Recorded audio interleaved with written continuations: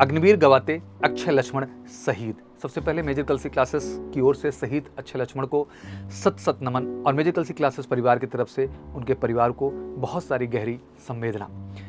पिछले 15 दिनों में आपने लगातार इससे जुड़े हुए बहुत सारे वीडियोस देखे जिसमें अक्षय लक्ष्मण को लेकर के अलग अलग प्लेटफॉर्म पे अलग अलग तरह की राय, अलग अलग तरह की चीज़ें।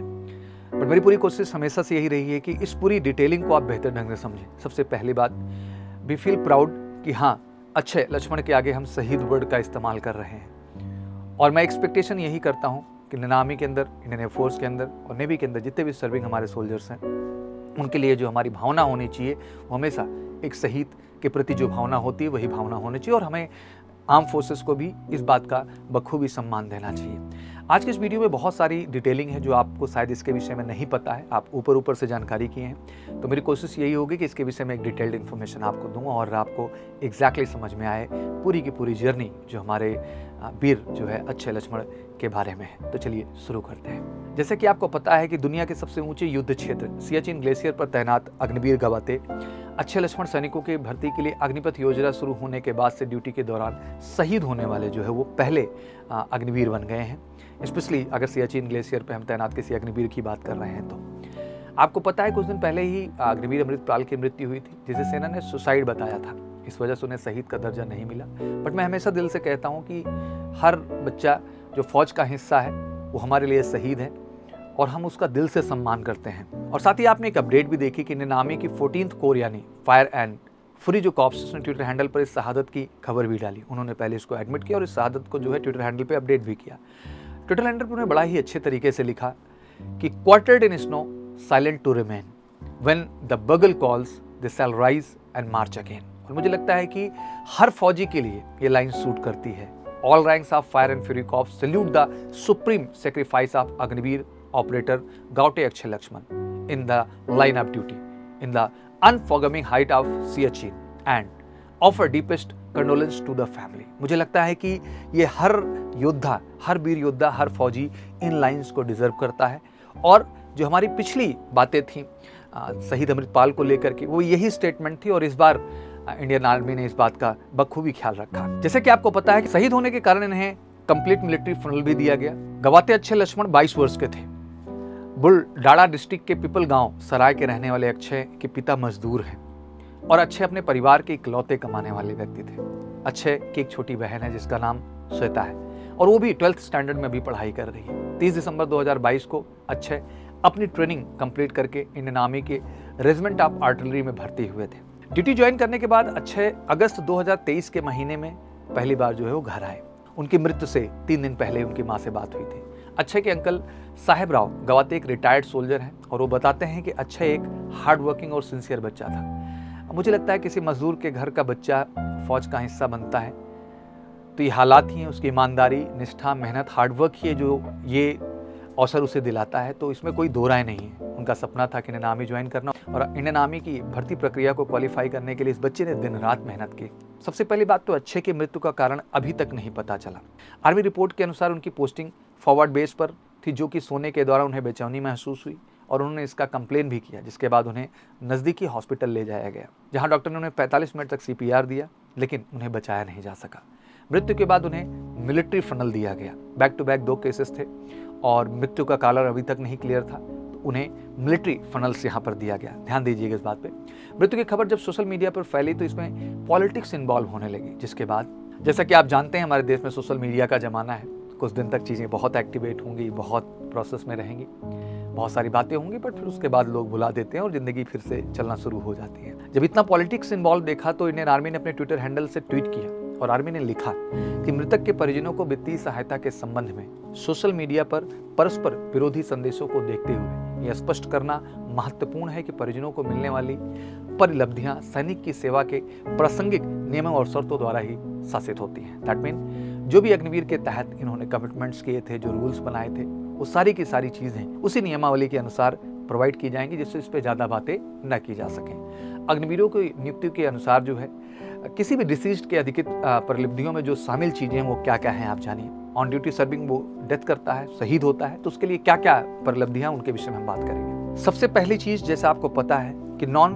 Contributory insurance sum of 48 lakh, जो कि आपको पता ही है कि इंश्योरेंस था डेथ पे 48 लाख रुपीज़ ये होते हैं। सेवानिधि में अग्निवीर का 30% का योगदान सरकार द्वारा समान योगदान और उस पर ब्याज के साथ, मतलब मृत्यु की तारीख से 4 साल पूरे होने तक शेर जो कार्यकाल है उसका जो भुगतान है इस मामले में 13 लाख से अधिक की राशि बनती है, तो इसकी भी लायबिलिटी गवर्नमेंट की होती है जो गवर्नमेंट उन्हें पे करेगी। 44 लाख की जो है वो अनुग्रह राशि है।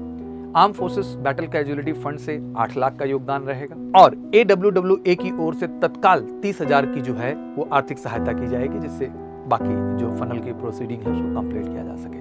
तो ये हो गई फॉर्मेलिटीज की बात। अब कुछ अंदरूनी बातें भी आपके लिए समझना जरूरी है। हाँ, अमाउंट जो आप देख रहे हैं ये अमाउंट है और ये अमाउंट गवर्नमेंट देने के लिए इसके लिए बाध्य है और गवर्नमेंट उसे देगी भी, लेकिन कुछ बातें हैं जो इसके बावजूद जानना बहुत जरूरी है। सबसे पहला कि मृत्यु का स्पष्ट कारण क्या है। आर्मी रिपोर्ट्स के अनुसार सोने के दौरान बेचैनी हुई, डॉक्टर ने उन्हें 45 मिनट तक CPR दिया मगर उन्हें बचाया नहीं जा सका। तो मोस्ट एक्सपेक्टिंग ये जो है कार्डियक अरेस्ट का ही केस है। इंडियन आर्मी ने मृत्यु का कारण स्पष्ट क्यों नहीं बताया, सबसे पहला प्रश्न। और हर केस में हम लगातार ये देख रहे हैं। लास्ट टाइम अमृतपाल के भी केस में हमें ये देखने को मिला और फिर से लक्ष्मण के भी केस में हमें वही देखने को मिल रहा है।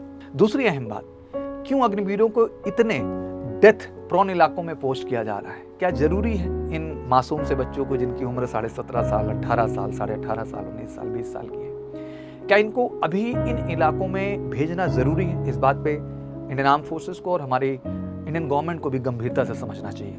आपको पता है अग्निवीर अमृतपाल की मृत्यु भी LOC पर पोस्टिंग पे ही हुई, जैसा कि आपको पता है कि LOC पे पोस्टिंग थी। और अब ये मामला सियाचिन का है। सवाल यह है कि अग्निवीरों को क्यों ऐसी दुर्गम जगह पोस्ट किया जा रहा है जस्ट ट्रेनिंग कंप्लीट करने के बाद। हम सबको पता है कि अग्निवीरों की जो ट्रेनिंग पहले थी वो 1 साल की थी, बट अभी जो है मात्र 6 महीने की ड्यूरेशन है। ट्रेनिंग ड्यूरेशन कम होने के कारण उन्हें वर्क एक्सपोजर तो मिल ही नहीं रहा है एक पैसे का। तो ऐसे में सियाचिन जैसी जगह पर पोस्टिंग ना केवल उनके फिजिकल टफनेस को फेस करने का मौका दे रही है, बल्कि मेंटली भी वो बहुत ज्यादा इस चीज को लेकर के डिस्टर्ब है। फिर उन्हें ऐसी जगह पोस्टिंग क्यों दी जा रही है? क्या अच्छे को high altitude training warfare school में इसको ट्रेनिंग दी गई ऐसी हाई एल्टीट्यूड की जगह पे रहने के लिए? जैसे आपको पता भी होगा और शायद आप सब जानते होंगे कि सबसे पहले जो है high altitude training warfare schools में ट्रेनिंग दी जाती थी और लंबी ट्रेनिंग चलती थी वो, और उस ट्रेनिंग के बाद जो है ऐसी जगहों पे पोस्टिंग हुआ करती थी, बट ये सीधे पोस्टिंग दी जा रही। तो ये सारे बहुत सारे प्रश्न हैं जो गंभीर हैं, जिनको गहराई से समझना बहुत ज़रूरी है। और मैं बताऊं कि अभी पूर्व जो है नौसेना प्रमुख जो है एडमिरल अरुण प्रकाश ने कहा कि इस युवा अग्निवीर ने अभी भी लगभग 6 महीने का अपना बुनियादी प्रशिक्षण पूरा किया है। क्या उसे सियाचिन में तैनात करना एक अच्छा विचार था, जहाँ का माहौल अनुभवी सैनिकों के लिए भी शारीरिक और मानसिक रूप से बहुत कठोर माना जाता है। सबसे टफेस्ट लोकेशन कही जाती है, जहाँ मुझे लगता है वेल ट्रेंड और काफ़ी समय गुजारने के बाद भी जो हमारे फौजी भाई हैं वो जाते हैं तो उनको एक अजीब सा जो है मानसिक और शारीरिक रूप से पीड़ा होती है। और सबसे बड़ी बात कि इतने संघर्षपूर्ण जगह पे जाना, फिर उसके बाद जिंदगी को गंवाना, उसके बाद भी पेंशन क्यों नहीं है? विडंबना ये कि अगर हमें ट्रेनी सिविल सर्वेंट की बात कर लें, उसके परिवार को भले वो किसी भी कारण से मरा हो, नशे करके मर गया हो, ट्रेनिंग के दौरान दुर्घटना में मर गया हो, आत्महत्या कर लिया हो, लेकिन उसका पूरा परिवार जो है पेंशन का अधिकार होता है। मैं ट्रेनिंग सिविल सर्वेंट की बात करूँ, ट्रेनिंग की बात करूँ, मैं ड्यूटी पे पोस्टिंग की तो बात ही नहीं कर रहा हूँ, वो हकदार है इस चीज का। लेकिन सियाचिन में इस अग्निवीर के परिवार को पेंशन नहीं मिलेगा। क्या दुर्भाग्य, शायद इससे बड़ा दुर्भाग्य देश के लिए क्या है?